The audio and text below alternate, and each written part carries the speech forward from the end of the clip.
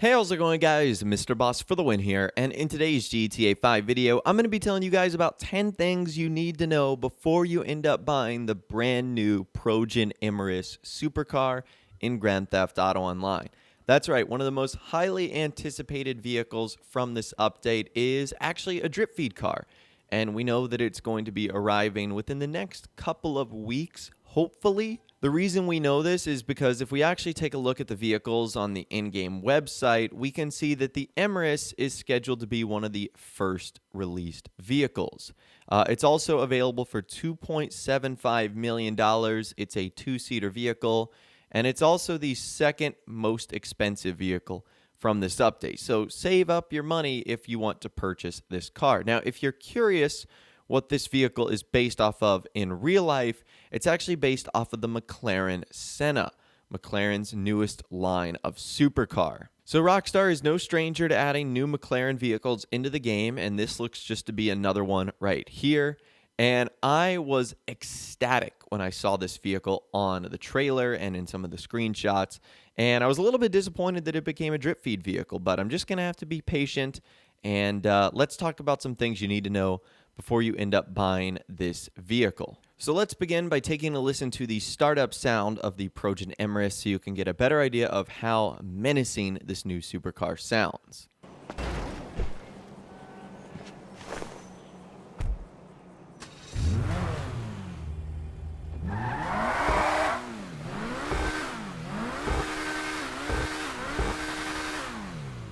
All right, so it sounds pretty good in my opinion. This is also what the interior looks like. One of the most interesting things about this car is the doors and how it's almost like it has two sets of windows, like an upper window and a lower window. And I'm actually not too sure why the McLaren Senna in real life has this sort of feature where there's so much glass on the panels of the door.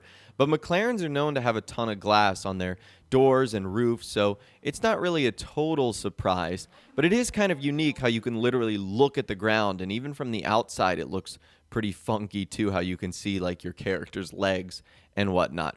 But anyways, let's take this into the Los Santos custom shop now, and let's get this thing customized. So right off the bat, you'll notice that there is 18 options of customization, which is not bad for a supercar. There's certainly been supercars with more, but there's certainly been supercars with less. So the first thing you can change on this car, and I'm a little bit disappointed in, is the exhaust. The exhaust options seem super generic for a vehicle in real life that has one of the most unique looking exhausts of all time.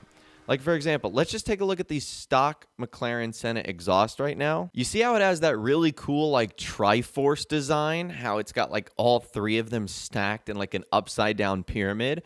I was expecting something like that, but there's not even an option to make it look resembly close like that. So that's kind of disappointing right there. Now, I know Rockstar didn't want to make the vehicle, like, 100% identical, but it's still disappointing that the exhaust options, to me, just seem a little bit generic.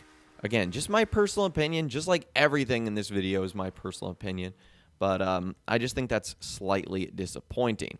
Now, the next option that you can choose to upgrade on this vehicle is the grille. And you can have a ton of fun with the grille. For the most part, it really just changes the splitter on the front of the car. I didn't love a lot of the designs. I felt like it made the car like way too long. That, again, just my personal opinion. So I just kind of went with the stock option. The next thing we've got is liveries. I love liveries in this game. It's probably my most favorite part of exploring a new vehicle is checking out the liveries. So the first one is very simple. It is a white stripe that extends upon the length of the car. Now, the roof right now, this is the stock version of the roof. We'll change that in a little bit, but that white stripe would continue along the roof. The next option is black stripe, which is literally the exact same thing as white stripe, but you've just got a different color, and this time it's black. And then you've got red stripe, which, again, is literally the exact same thing. You've just got a red stripe instead of a black or a white one. Those are really cool because you can use some simpler colors and have like a nice pop of something. So I do like those. The next one is white double stripe livery. So the first four are very simple.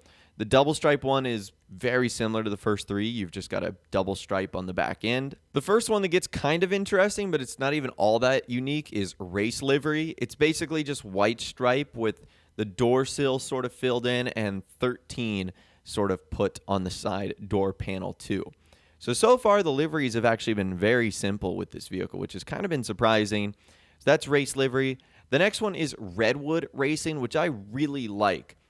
This is probably one of my favorites. It's, for the most part, pretty simple, but I like how clean the sponsorships look on the back and the front of the car, and even on the hood, and I do like the white stripe as well. The next one I really like as well, it's Jackal Racing. It sort of adds this bright orange to the car, but it still keeps those clean sponsorships from Redwood Racing. So I really like that one a lot. You could have a ton of fun with those colors. Following that, it's Narc Racing. I think Narc Racing is my least favorite of them all, or one of my least favorites. It kind of looks like a orange tiger camo. Well, it's orange because that's my primary color right now, but it looks like a tiger stripe. I don't know. I'm just not a huge fan of it. The next one I love, though. It is Hexagon Blue. It makes this car look like it's from the future. Now, the current paint job I have on here does this no justice, but it's this really, really cool, like, futuristic, crisis-looking livery, and I think that looks awesome. And the color that you get is like this fluorescent bright blue. I just think that looks awesome. And the final one is another one I'm not a huge fan of, is Camo Livery. I don't know why you would choose to do this. It just looks a little silly to me, like you're trying to make your car blend in the jungle or something like that. I don't know. I'm not a huge fan of Camo Livery. You'll see my final design in a little bit, but those are the liveries. Your mirror options, you can go from secondary to carbon if you want, which does lead to some pretty cool options. I do like when cars allow us to change the mirror. You've then got the respray options, and the respray options here give us a lot to do.